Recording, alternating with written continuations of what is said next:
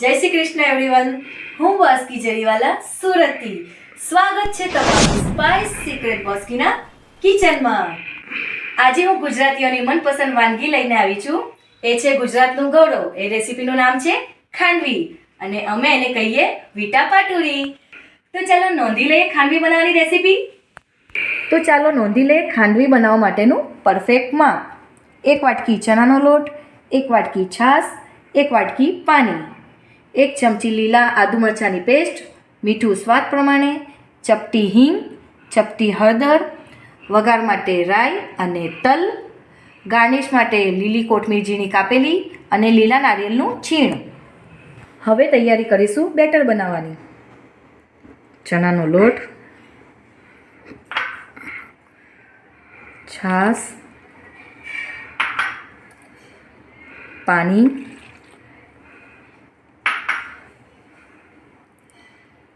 હળદર, હિંગ, મીઠું, લીલા આદુ મરચાંની પેસ્ટ. આ બધું વ્યવસ્થિત રીતે મિક્સ કરી દેશું. ધ્યાન રાખવું આમાં એક પણ ગઠ્ઠી ના પડવી જોઈએ. જુઓ ફ્રેન્ડ્સ, બેટર તૈયાર છે. એક પણ ગઠ્ઠી પડી નથી, એટલે પરફેક્ટ માપનું ધ્યાન રાખવું. આ બેટરને તમે બ્લેન્ડરથી પણ બનાવી શકો છો. આ એક કઢાઈ લીધી છે જે થોડી ગરમ થઈ ગઈ છે, એટલે હું ધીમે ધીમે ખાંડવીનું બેટર નાખીશ અને એને હલાવતી રહીશ.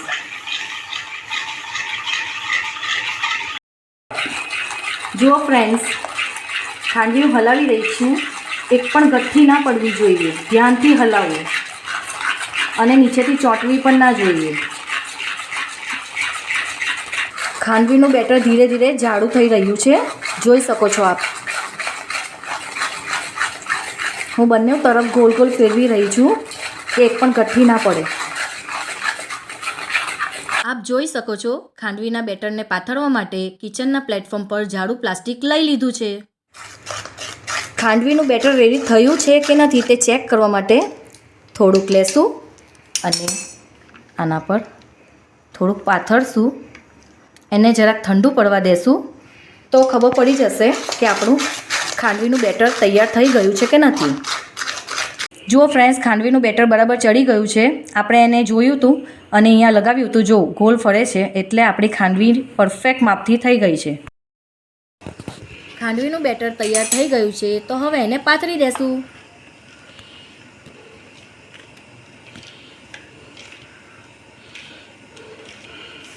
ખાંડવીનું બેટર ઠંડુ ના પડી જાય એ ધ્યાન રાખવું અને ઝડપથી પાથરવું. આપ જોઈ શકો છો બેટર કેટલું વ્યવસ્થિત પથરાયું છે. આ રીતે બેટર વ્યવસ્થિત પાથરવાનું છે. બેટર પાથરીને તૈયાર છે, તો એને 2-3 મિનિટ ઠંડુ થવા દેશું. ખાંડવીને કટ પાડી દેશું.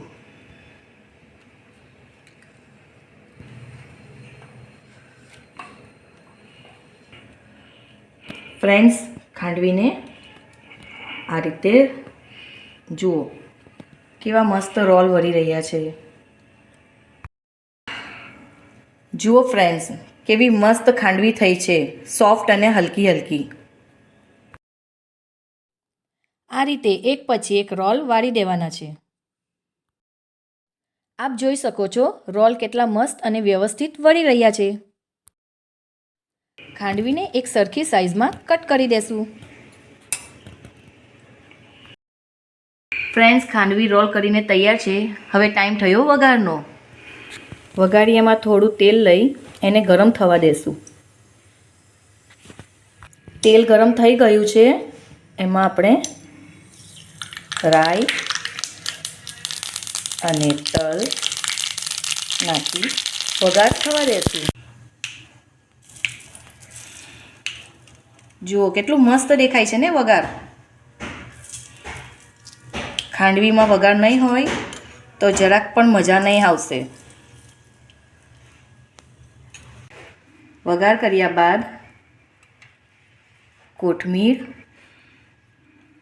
અને લીલા નાળિયેરનું છીણ નાખી ગાર્નિશ કરી સર્વ કરી દેશું.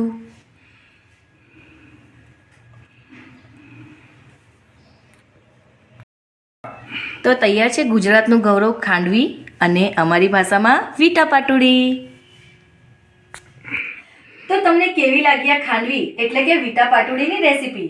જો તમને મારી આ રેસીપી ગમી હોય તો લાઈક કરો, સબસ્ક્રાઈબ કરો અને બેલ આઇકોન બટન દબાવી કોમેન્ટમાં જરૂરથી જણાવજો.